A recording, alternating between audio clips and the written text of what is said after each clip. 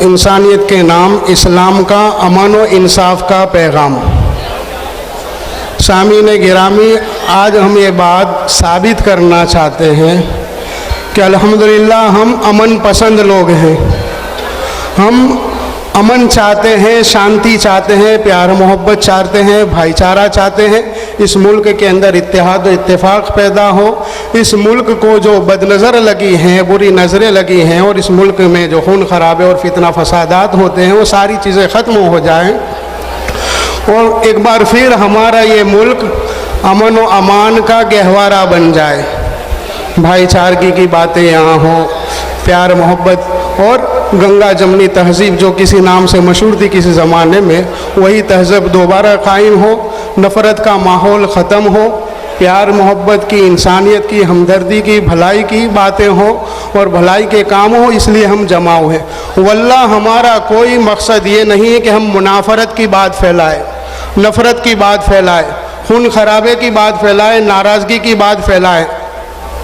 ہمارا مقصد ہرگز یہ نہیں ہے۔ ہم نے نہ کبھی پہلے اس بات کو اٹھایا ہے، نہ آج، اور نہ کبھی انشاءاللہ آئندہ ایسی حرکتیں کریں گے۔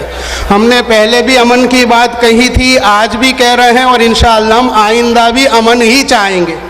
امن و انصاف ہی کی ہم بات کریں گے، انسانیت ہی کی بات کریں گے۔ ہم نے نہ صرف کبھی اسلام کی بات کی ہے، بلکہ ہم نے اسلام کے ساتھ انسانیت کی بات کی ہے کہ سارے ہی انسانوں کو جینے کا حق ملے، سارے ہی انسانوں کو امن نصیب ہو جائے، چین سکون نصیب ہو جائے۔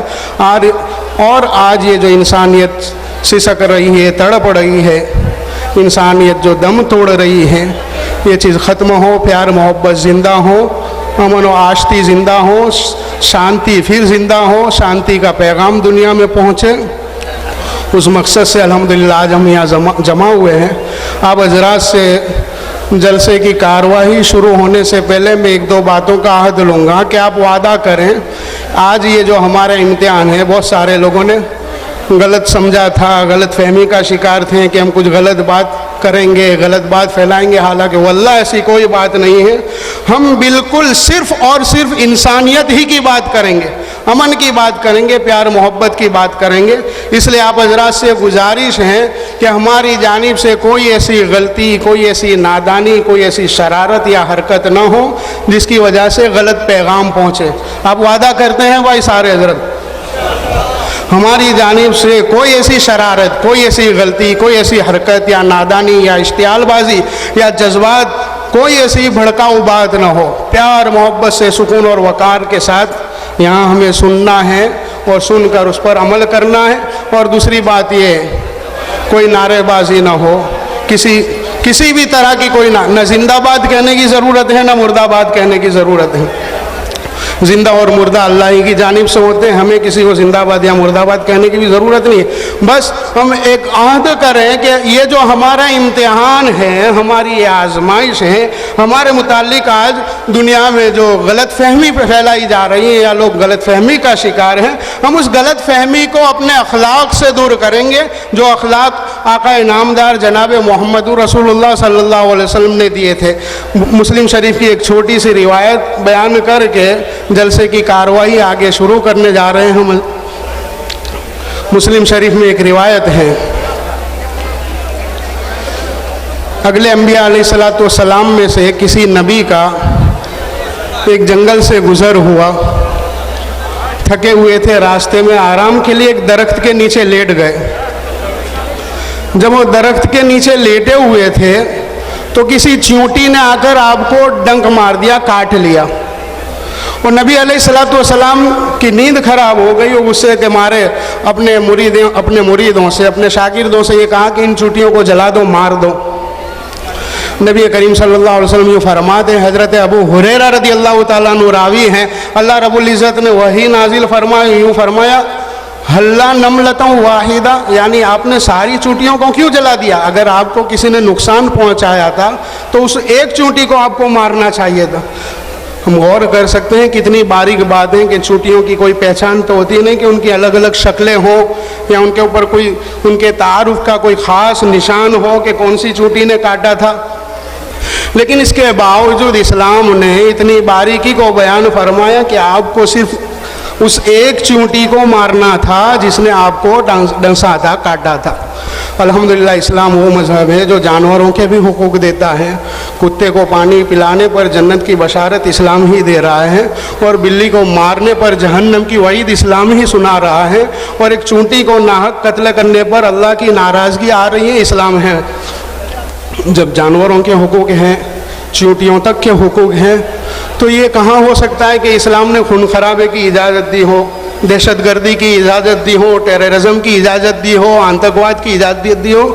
انسانیت کا احترام اسلام کا بڑا مقصد ہے, اور انسانیت کو جینا جلانا, انسانیت کو عزت کی نگاہوں سے دیکھنا, یہ اسلام کا پیغام ہے. الحمدللہ آج اسی عنوان سے, امن و انصاف کے عنوان سے ہم جمع ہوئے ہیں.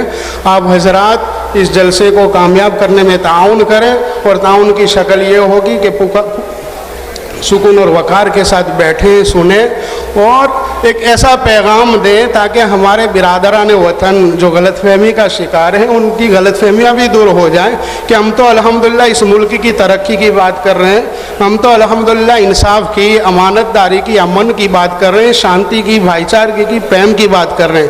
تو تمام حضرات تعاون کریں گے بھائی. کسی بھی طرح کی کوئی جذباتی بات, کوئی اشتعال انگیزی, کوئی ایسی نادانی کوئی حرکت نہیں ہونی چاہیے. تمام وعدہ کریں بھائی. اب انشاءاللہ ہم جلسے کی باقاعدہ کارروائی شروع کرنے جا رہے ہیں. آپ حضرات نے بارہا تجربہ کیا ہے کہ کوئی بھی قافلہ بغیر امیر کے نامکمل ہوتا ہے. ہم بھی اپنے اس قافلے کی صدارت کے لیے, اس قافلے کی قیادت و امارت کے لیے ایک صدر کی ضرورت محسوس کرتے ہیں. اور حاضرین جلسہ اور تخت پر جن حضرات موجود ہیں ان میں سے میں جناب گلزار اعظمی پر اپنی نگاہ لے جا کر رک جاتا ہوں, اور جلسے کی صدارت و قیادت کے لیے جناب گلزار اعظمی صاحب, لیگل سیکرٹری جمعیت علماء مہاراشٹر کا نام نامی اس میں گرامی پیش کرتا ہوں. میرے ساتھی جناب مفتی قیس صاحب ان کی تائید فرمائیں. آج کے ہمارے اس جلسے کی صدارت کے لیے جس شخصیت کا نام آپ حضرات کے سامنے پیش کیا گیا, واقعی وہ شخصیت اس قابل ہے. میں حضرت مفتی صاحب کی بات کی اپنی طرف سے, تمام اہل احمد آباد کی طرف سے اور جمعیت علماء گجرات کی طرف سے پرزور تائید کرتا ہوں. سامعین گرامی, آقا نامدار جناب محمد رسول اللہ صلی اللہ علیہ وسلم کا فرمان ہے کہ جس کام کی ابتدا اللہ کی حمد کے ساتھ شروع نہ ہو نامکمل اور ادھورا رہتا ہے. اس لیے ہم سب سے پہلے اس محفل کو نورانیت سے بھر دینے کے لیے تلاوت قرآن پاک سے جلسے کا آغاز کرنے جا رہے ہیں. اور تلاوت قرآن پاک کے لیے میں نعمان ابن نصیر الدین مومن کو دعوت دیتا ہوں. نعمان ابن نصیر الدین مومن. اعوذ باللہ من الشیطان الرجیم.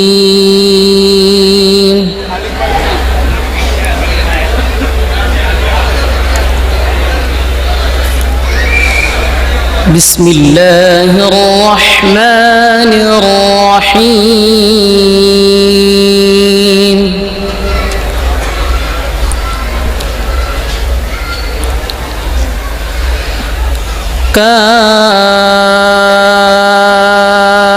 کافہا یا عین صاد.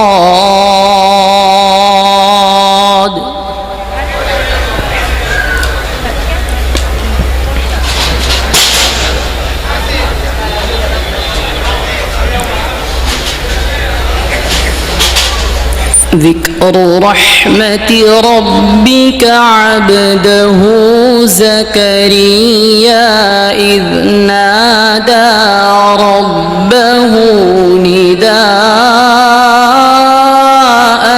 خفيا قال رب إني وهن العظم مني واشتعل الرأس شيبا ولم أكن بدعائك رب شقيا.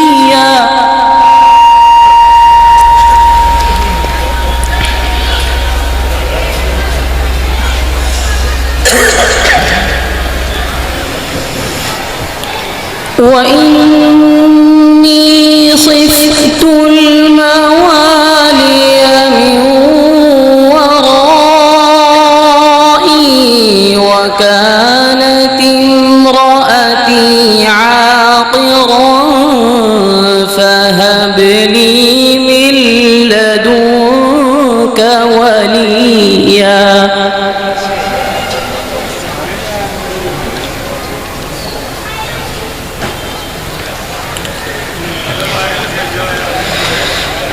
يرثني ويرث من آل يعقوب واجعله رب رضيا.